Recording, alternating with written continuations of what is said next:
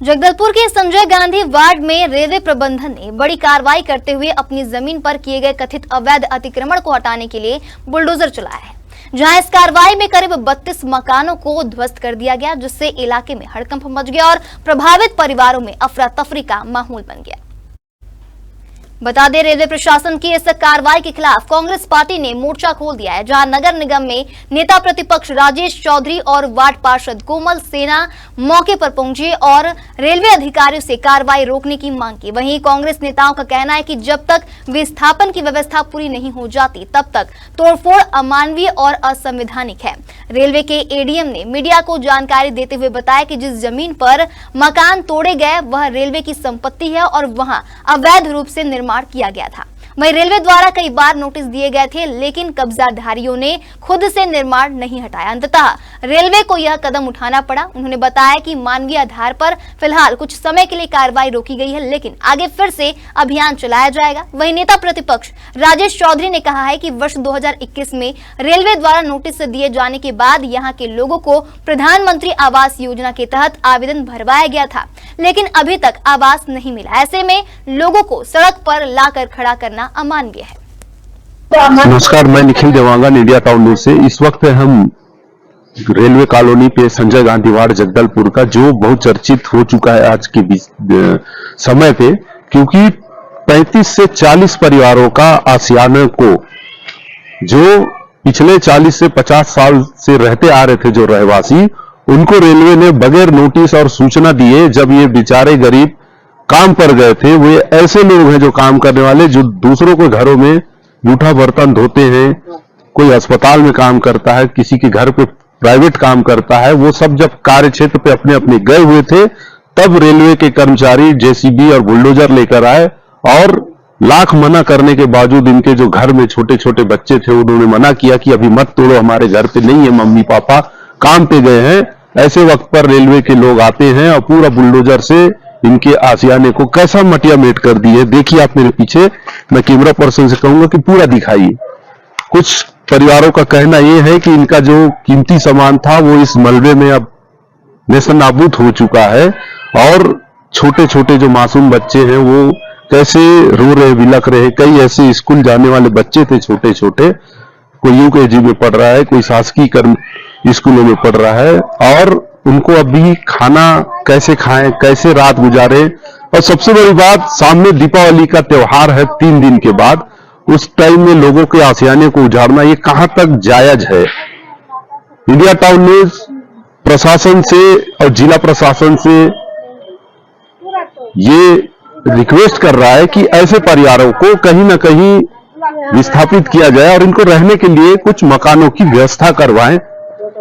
बने रहिए मेरे साथ इंडिया टाउन न्यूज पर। ग्राउंड जीरो पे हम आज बात कर रहे थे, ऐसे ही कई और परिवार हैं इस कॉलोनी पे, हम बातचीत करेंगे आगे। बने रहिए मेरे साथ इंडिया टाउन न्यूज पे। जिस दिन आप लोगों के घर को तोड़े, आप थे आप? यस। तो कैसा लगा आपको? घर को तोड़े तो बोले नहीं आप लोग, तोड़ क्यों रहे बोल के? कौन सी क्लास में पढ़ते हो आप?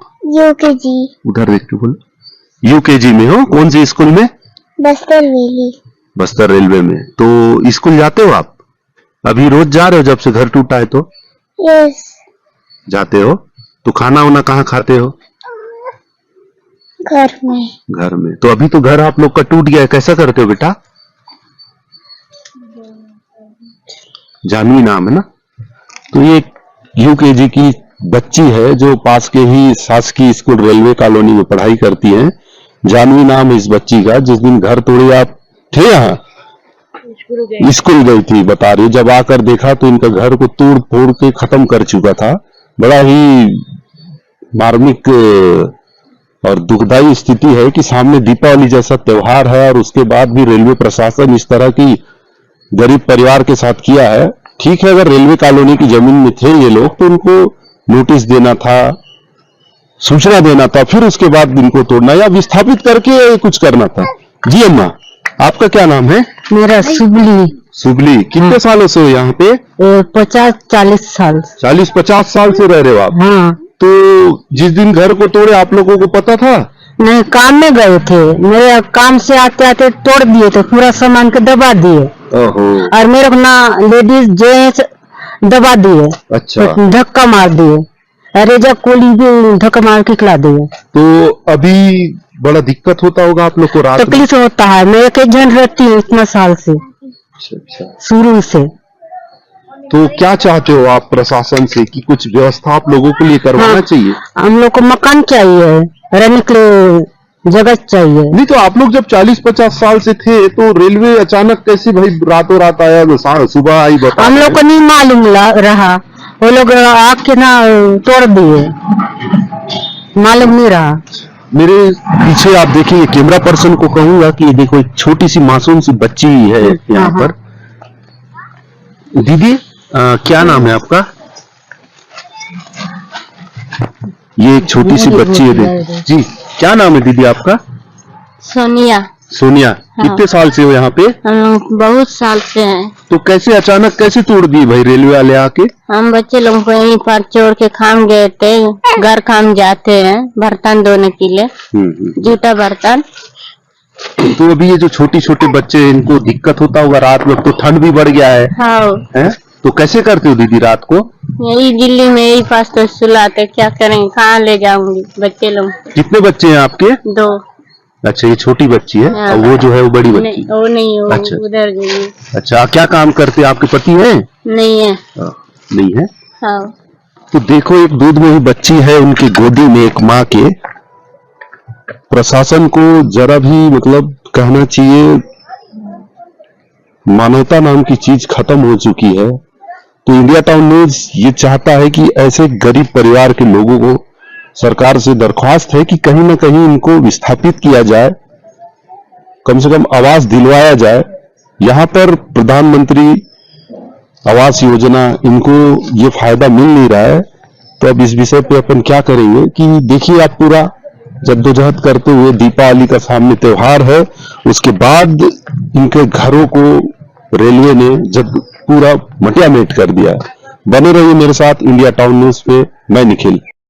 मैं ये सेकंड बार की पार्षद हूँ। पिछले बार भी इसी प्रकार की कार्रवाई की जा रही थी, तो हमारे बड़े शीर्ष नेताओं के द्वारा डीआरएम से बात करके उस चीज को रोका गया था, और अभी फिर से इस प्रक्रिया को ये लोग चालू किए हैं। मगर इस बार मुझे बिना जानकारी दिए अचानक से आके ये लोग सीधे तोड़ने फोड़ने लगे। जब मेरे द्वारा, हमेशा मैं हर दिन वार्ड में जाती हूँ निरीक्षण के लिए, तो जब मैं गई थी तो वहां पर मैं देखी कि अचानक से ये तोड़ रहे थे। मैं जब यहाँ इनके जो बड़े अधिकारी हैं उनसे जब मेरी बात हुई, मैं उनसे जब पूछी कि कैसे सर आप बस इन्हीं मकानों को तोड़ रहे थे, तो उनका कहना था कि हाँ, बस क्वार्टर के बीच में जो झोपड़ी बनी हुई है, बस मैं उन्हीं को तोड़ रहा हूँ, इसके आगे की कार्रवाई अभी नहीं होगी। तो मैं भी ये सोची कि शायद अभी समय है, तो उस समय तक का मैं भी बात कर लूंगी। जो हमारे अधिकारी हैं, जो नगर निगम आयुक्त है, कलेक्टर साहब से देखते हैं बात करके। ऐसे करके मेरा विचार था।